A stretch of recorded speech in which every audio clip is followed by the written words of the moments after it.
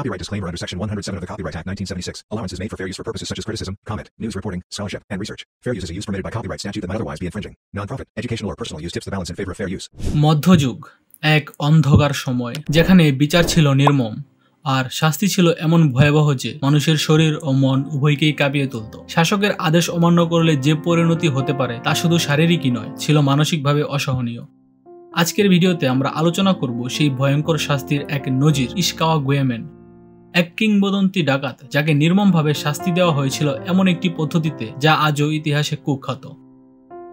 চলুন ফিরে যাই সেই সময়ে যখন অপরাধের শাস্তি ছিল মৃত্যুর থেকেও ভয়ঙ্কর।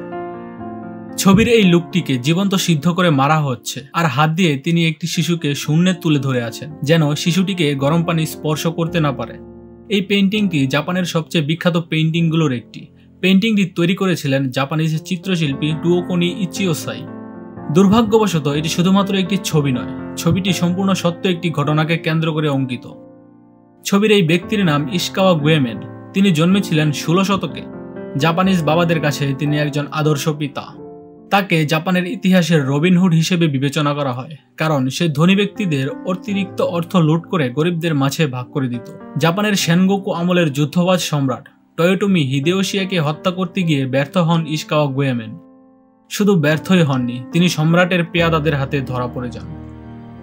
ইশিকাওয়া গুয়েমেনকে নিয়ে অনেক রকমের গল্প প্রচলিত আছে। তার মধ্যে সবচেয়ে গ্রহণযোগ্য গল্প হচ্ছে তিনি 16 শতকের মাঝামাঝি সময়ে জন্মগ্রহণ করেছিলেন। তখন জাপান আশিকাগা সেগুনাতের শাসনাধীন ছিল।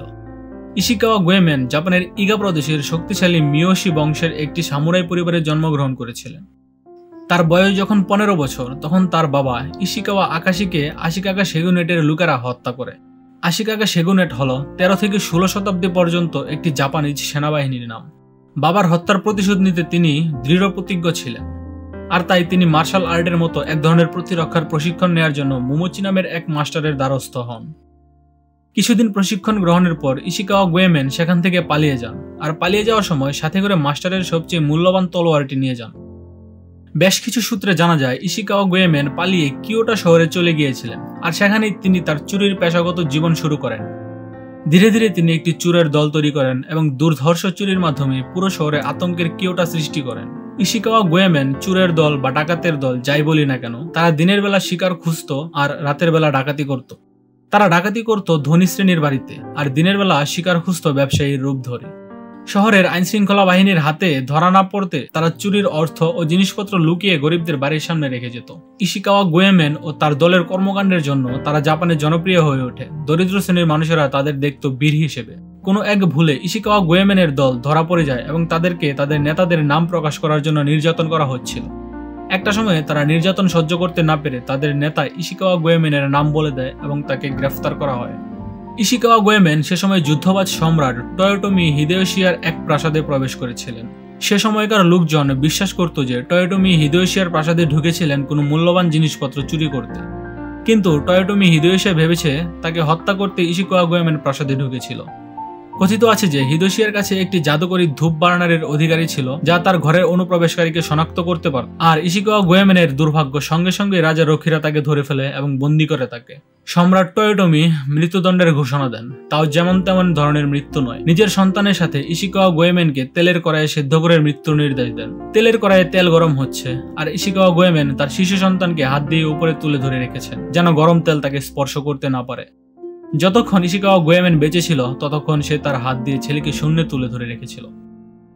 সেদ্ধ করে মৃত্যুদণ্ড শুধু জাপানেই হতো না, ইংল্যান্ডের রাজা 8ম হেনরির শাসনামলে কেউ কাউকে বিষ পান করিয়ে হত্যা করলে সেই হত্যাকারীকে জীবন্ত সেদ্ধ করে মৃত্যু দেওয়া হতো। সে সময় ইংল্যান্ডে বিষ পান করিয়ে হত্যা করাকে সবচেয়ে জঘন্য অপরাধ মনে করা হতো। সিদ্ধ করে মৃত্যু দেওয়ার জন্য তরল হিসেবে পানি, তেল, আলকাতরা ছাড়াও মদের ব্যবহার করা হতো।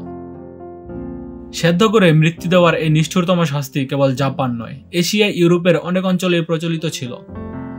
রাজা 8ম হেনরির সময়ের একটি ঘটনা। রিচার্ড রুজ নামের একজন রান্নার বাবুর্চি বেশ কিছু লোককে বিষযুক্ত খাবার দিয়েছিল, যার ফলে কিছু লোক মারা গিয়েছিল। রুজকে জীবন্ত সিদ্ধ করে মৃত্যুদণ্ড দেওয়া হয়। রিচার্ড রুজকে ফুটন্ত পানিতে নিক্ষেপ করা হয়। সে বারবার সেই বড় কড়াই থেকে নেমে যেতে চাচ্ছিল। প্রহরীরা তাকে ঝুল দিয়ে বারবার সেই ফুটন্ত পানির পাত্রে ডুবিয়ে দিচ্ছিল। এই প্রক্রিয়া ততক্ষণ পর্যন্ত চলতে থাকে যতক্ষণ না তার মৃত্যু নিশ্চিত হয়। রিচার্ড জোরে জোরে গর্জন করছিল। সে সময় যারা তার মৃত্যু সামনে থেকে দেখেছিল তারা সকলেই অসুস্থ বোধ করেছিল। এমনকি কয়েকজন নারী তা সহ্য করতে না পেরে অজ্ঞান হয়ে পড়ে।